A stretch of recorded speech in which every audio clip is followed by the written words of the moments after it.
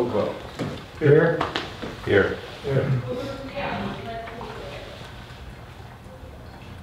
We need approval of the February 9 minutes, please. I'll make a motion to approve those minutes. Okay. Second? Second. All in favor? Aye. Approve or amend the agenda. I don't have anything to add, but if somebody does.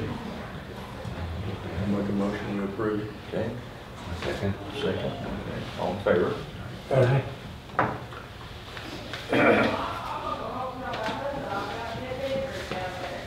For me? Okay. Well, you had asked about payroll reserves last time you were here, I think. You did. And so I went back and kind of recalculated based on this year's figures. And by the time we all added up, it added up to about $537,000 if we put some back. Of course, we could, you know, we wouldn't have to put all of that back. If we could even put $500,000 back, then we could, you know, be looking at that. But that just gives you some numbers to look at, to think about whether or not we would want to put any of those in reserve.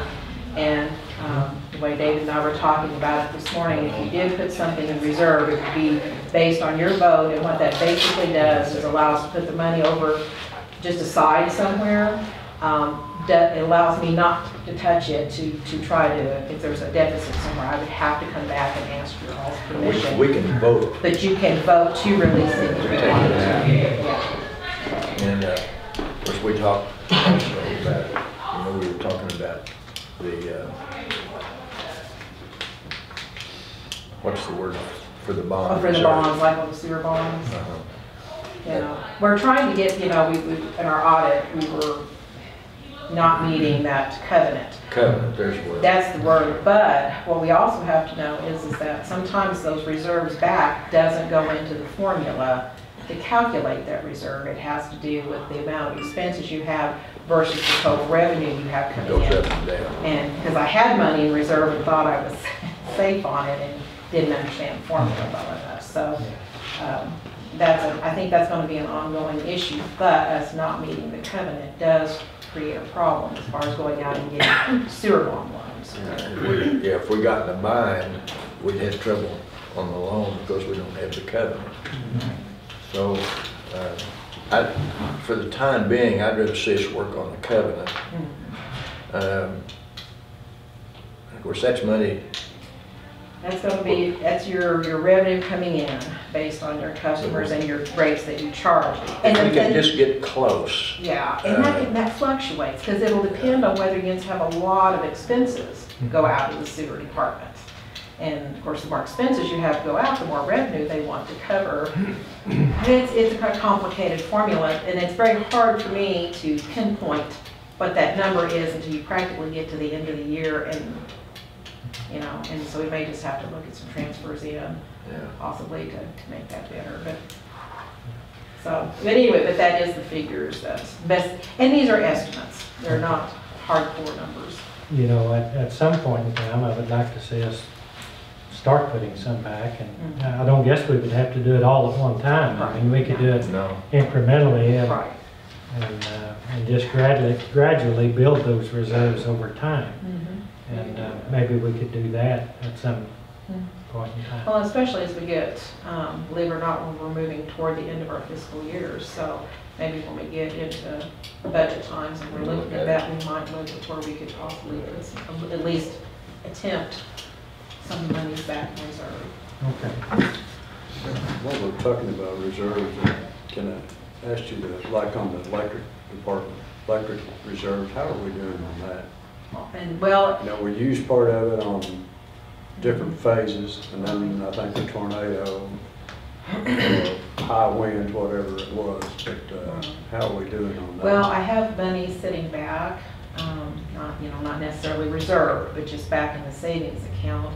And I believe, I'm pulling this off the top of my head, but I was thinking we had probably about $500,000 back in that account. It's been several years ago, so I may be wrong on this figure. Wasn't it recommended that we had $2 million reserve? Well, yeah, at least 1.5. Was it 1.5? Yeah. We're not there. We were there, we had a little more, but we spent quite a bit of it. That's something we need to look. We did get 2 of the 3 phases at least. I don't know if we got into the third one was a real success. I thought we done 3. Well, we're We into didn't the get into the third, but third. it had like 3 sub parts in it. Okay. And we did the first 2 that were pretty, continuous. So the last phase of phase 3 is where there's something here, something there, something over there, something here. And that really gets into actually more money than some of these big projects because we're having to move their equipment all the time. So we haven't even bid that one out yet. Just kind of leaving that one on the back burner for a little bit. Come budget time, I think we need to look We into look at that it. also. Okay. See some things to look at, and we'll look at the reserves to see if there's anything there. Okay. The other thing I have is regarding loggers. We've had some questions when our audit was given, and then David and Suzanne were at a meeting recently where loggers was mentioned, and at that time, or at least that CPA made some indication that loggers might be struggling as far as being underfunded. He didn't say they were struggling. He just said they were, More the governmental, 65% underfunded, which I, right off, made us think that there wasn't much of a way our retirement could be anything but underfunded. And loggers is, but anyway, go ahead. Well, yeah, okay. So what I did is I got a hold of the executive director of loggers, which is Mr. Keith Hughes, and we had a good conversation. And he referred me to their audit report, which is part of what I'm giving you a copy of here. The first 2 pages is the chairman's report, and then the next 2 pages is kind of like the auditor, like our auditor does us, where they verify that they had a clean audit and all of that. And in their books, they show that when they do their calculations to show their funding, they use a 7.25% rate of return, which he said was consistent with the other retirement programs out there. State of Missouri and the Teachers Association uses like 8%, and they run about 70 to 80% funded. There on that last paragraph on the first page, you'll show that their books show them 94% funded. So as far as their stability goes, they are stable. I think he indicated that there were some other groups out, more conservative groups that had done their own independent audits, and they were using like a 3.5% rate of return. And he said, but even if they did that, he said, would be like 64% funded, not underfunded. So he, and he said, I would be more than happy to come and answer any of the alderman's questions if this doesn't help. It does note in there that there are, loggers is in the top 15% of public pension plans in Missouri as well as the nation. So we do feel like that they're a good program that's well funded. In regard to our, if you remember, the auditor said we were like 1.7 million negative pension liability. And that's, I think, maybe is what Suzanne was also mentioning. A lot of the governmental entities are like that across the board. And what he explained is, it's no different than going to the bank and getting a loan. And you can kind of remember when we first started this plan, we took on a huge liability because we were entering the plan, we absorbed all of the years of service. So you had basically a really big loan back when we initially started, and they amortize it out over 20 years. A couple of years ago, we upgraded the plan, and that added to that liability. And he said, of course you're going to show a negative, because he said you're only about the second to third year into the 20-year plan. So he said this is very normal. This is not something that doesn't happen whenever you enter these plans. But as far as them funding the plan and overseeing it, he said we're 94% funded. He said we're fine. And he said, and you all are fine. He said you're just into the loan process. I wasn't worried about the retirement, but the CPA had done the audit for SCOCOG and there's another entity within SCOCOG that actually done 2 audits, and that's where that figure came from in both audits. Yeah. that firm had done. Suzanne? Okay. You see the slip in there about the resurfacing on the airport. That's a 90-10 grant that's been in the process for some time. And that's to happen in 17, I think. But anyway, just threw that in so you know about it. That's the only reason for that being in there. It needs to be resurfaced. A lot of it needs resurfaced. A lot of our main roads are going to pot because of those cracks in them and the moisture get in Yeah. there, freeze and thaw. Yeah. I don't know what section of town we'll be working in next. You know, I can't remember. So we need to try to salvage what we've got. Well, we're waiting on it. It's kind of off the agenda, but the 4th over there in front of Bell Long, we've got some work to do in the water line before, don't want to blacktop it till we get that done. And I think this summer we'll get it done, but that one's in bad shape. Parts of 5th Avenue are getting pretty rough. Yeah, well, a lot of them, these cases, of course, we went for quite a while there, and a while out there, and we didn't do no road work, we didn't have the money. Yeah. You said that project would be in 2017, so it won't be coming out of this year's budget. So, Is there a possibility that that's, could be higher because of when it, I mean, a higher estimated cost at that time versus what it is now with the price of crude? well, Is there a possibility of that? I'm sure it's not locked in. Hopefully. On there- this resurfacing, Mhm. he said it's an estimate. Okay, So when okay. he actually, when they get through this bid process and they actually have someone that they have contracted come down and look at it, they'll know more dollar-wise. When was it estimated? Do you have a close he- timeline? He said that they'll finish that bid process in like March for a consultant. I And mean, then this estimate, when did we get this estimate from? Oh, they called like a week just ago. recently? Okay, that answers my question. So they're just guessing right now what this project will cost. I will know more when they, I thought this estimate might have been like a year ago when Oh. when the crude was $100. Right. We're talking about 30 now, so anyway, yeah, there won't be that much of a difference.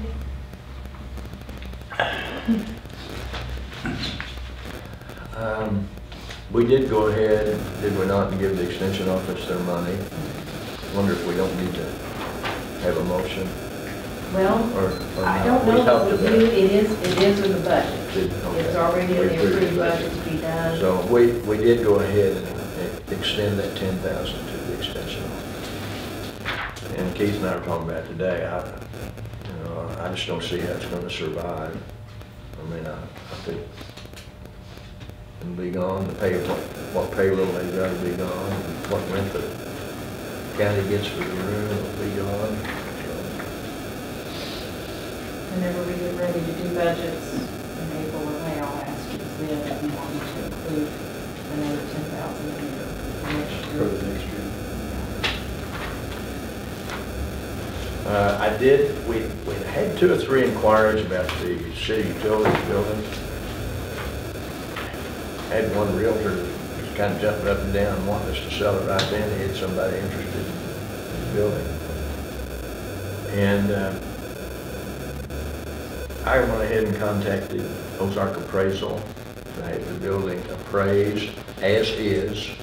I think I told most of you that. And I had gone through it before that and just kind of looked at it,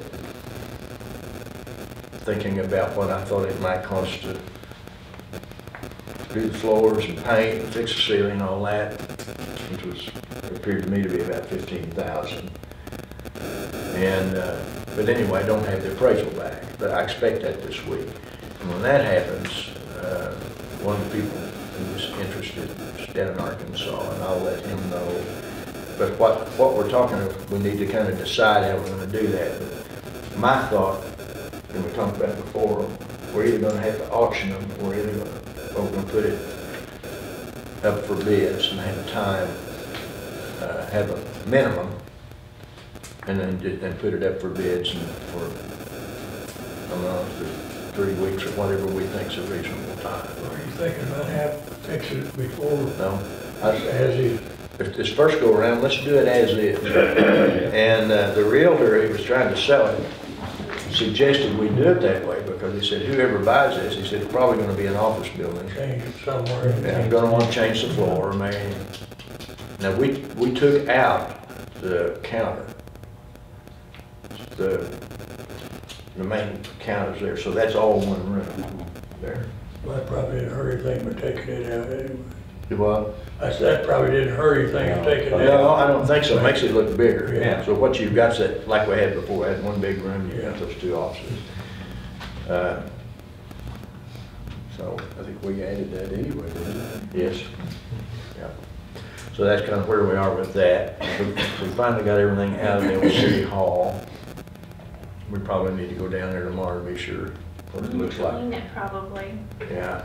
from the For driver's the testing. driver's examiners, be sure it's decent shape. Are they still taking her, giving her? Yeah. Yeah. And it's clean in terms of the sweep work, but nothing. So we kind of see how that goes with this, and then we might turn around and do the same thing in City Hall building. I thought about going ahead and having it appraised. We're going to have to anyway. So I may go ahead and do that. I wouldn't think it hurt to go ahead and have it appraised if we're gonna. I'm gonna wait. I'm gonna wait on the other building.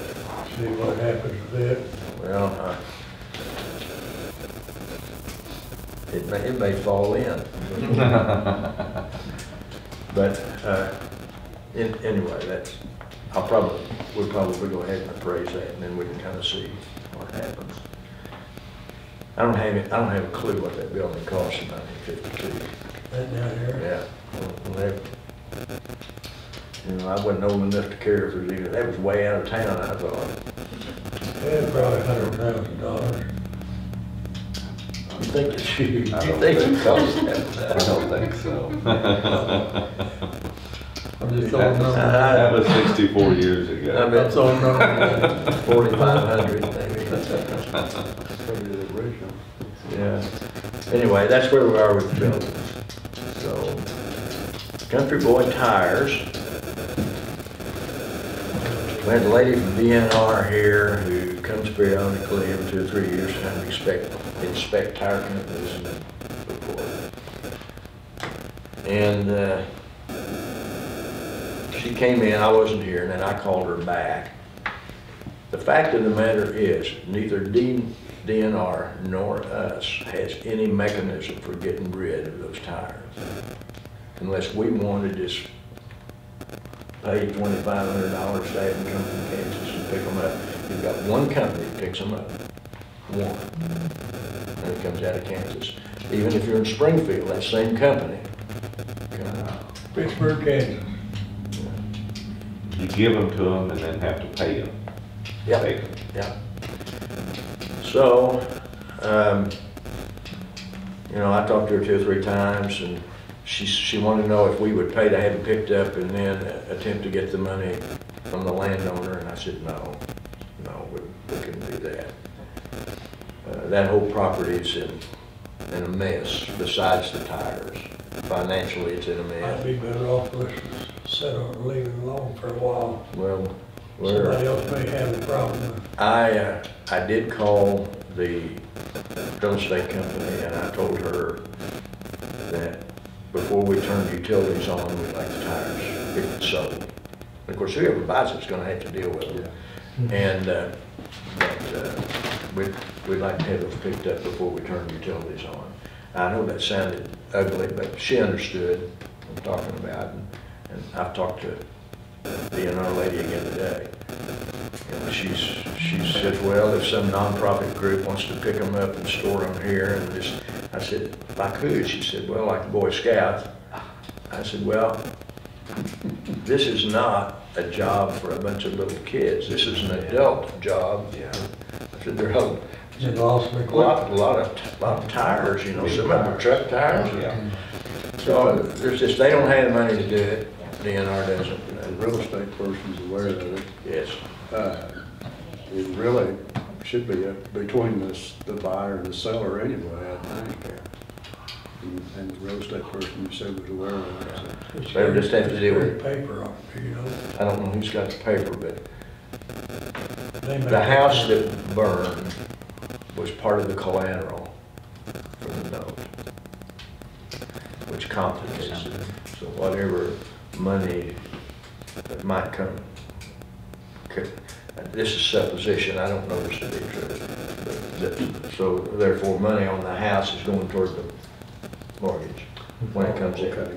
See? I follow you now. That's why I was early. So there's not any extra money there to pay for, probably not gonna be an extra money. No. There was some point, Somebody some lien holders will take that. Yeah. And he Because does, it's just gonna set He's there. got- Yeah, he's got a regulation. I'll say the way that. Well, we don't have any choice. Now, we did, street department did go by and get rid of that brush pile. I don't know if you've noticed that big brush pile, so it looks better. And by the way, they went down to Nancy D's and got rid of a ton of stuff, 4 or 5 dumpsters full. Down at Nancy D's. That wasn't all of it, but that's, It's not Nancy D's now, but whatever it is. yeah, I'm not sure. I don't know whatever it is. But it looks better, Yeah, but it's, it's kind of like me, still sounds, it's an improvement. yes, we improved it a lot, but it's still, and they don't appear to be home. But they got a dog there. There's kids around all the time. Huh? There's kids around all the time. Well, there wasn't there today. Now, there may be today. Yeah, I've seen people coming and going. Well, she's got 4 or 5 children. I've seen kids, but I haven't seen any adults. Yeah. I've seen the little. But anyway, we got those cleaned up, and brush piles here and there over behind Coots. Got that. That was one of the property owners. He's not finished. Hasn't gotten cleaned up yet, but a lot of it.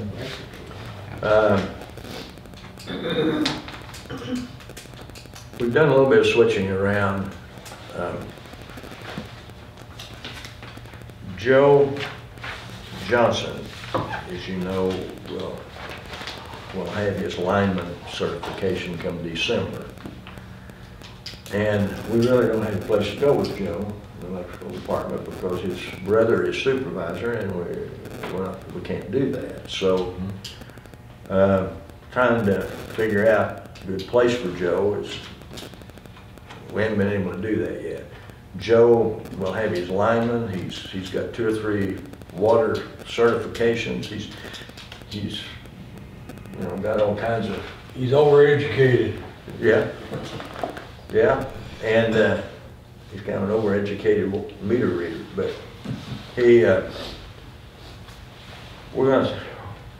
Kevin, in the process of trying to get a brush crew together somewhere down the line, we're taking Kevin Richards out of the on-call rotation over there, which tickled Kevin because that frees him up for baseball in the summer with these boys that travel all over the state. So Joe will move over into that on-call rotation and Jimmy will go with him. We'll do that for 6 months, kind of train Joe because Joe has the education and the certification, doesn't have the experience. And that's about as far as we're going to be able to go with Joe, at least right now, into the electrical department. The other change that we made there is we had 2 guys taking care of the dogs and cats along with Rick, kind of waiting for Rick to recover from his surgery, and Rick's recovered enough, and so we dropped one of those 3, and it's Joe and Rick who will deal with the dogs. And we just reached a point where we needed to do something, so that's what we did. Let's see. Kevin Richards. Kevin will still be part of the electrical department. When they get right now, Kevin's the one that sets the pole, hangs transformers and that kind of stuff. The real tough electrical part is not Kevin's thing. He doesn't enjoy doing it, makes him nervous, makes them all nervous. Yeah, he's good on that pole truck and Yeah. second, you know, like. And he likes to do that, and so when they need him, he'll still go back. We're gonna try to keep him cutting brush, because we've got a lot of it to cut. So one of the things that will allow that is to have 2 more CDL drivers in the maintenance, because Kenny Pierce is the only one over there besides Rick qualified to drive the truck for Kevin, the brush crew. So we're working on getting 2 more. They've passed the written test, and we're trying to find the vehicle for them to take the test in and so forth. So that's kind of where we are with that. But I think we've got to have more CDL drivers in the maintenance crew.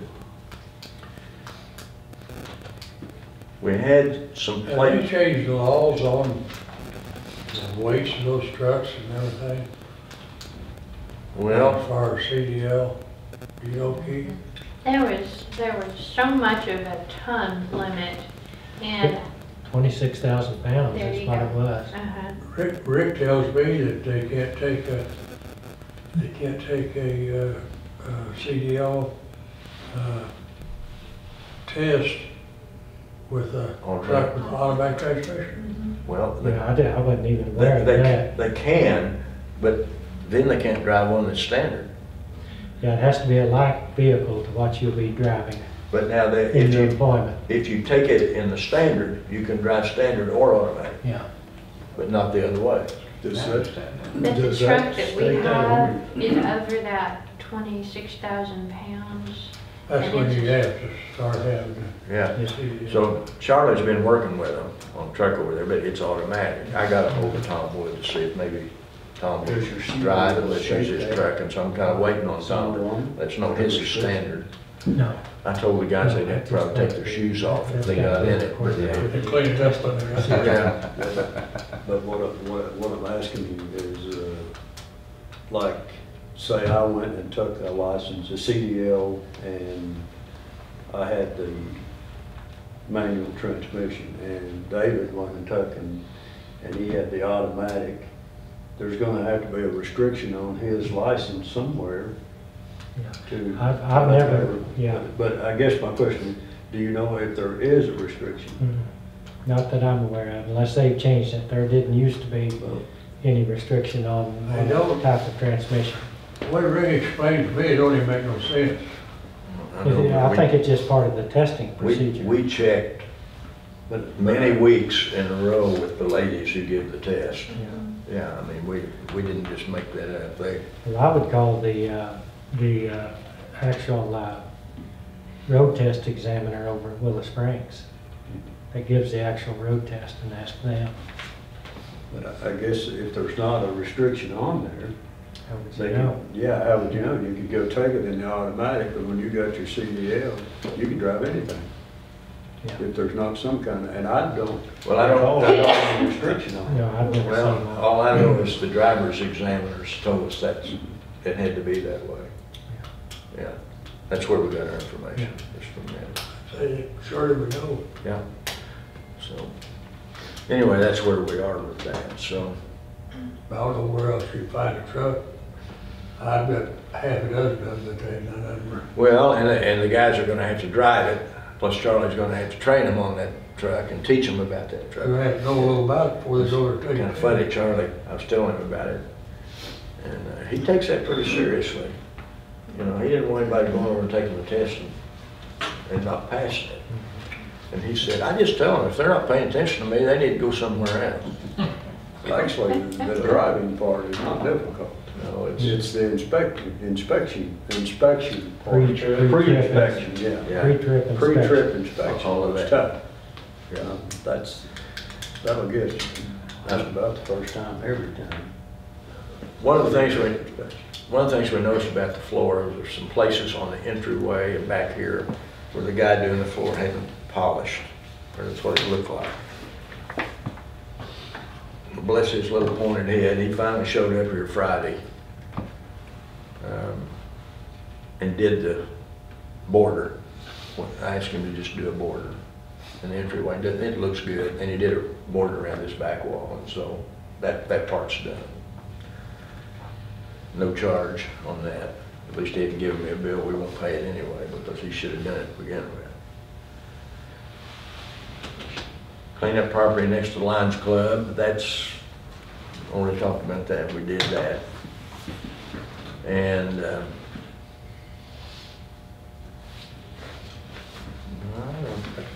You might just mention the phone system. yeah, we're struggling with the phone system. Don't know about today, but yesterday we did. They're still trying to get the bugs worked out of it. We can hear people, but they can't hear us, so.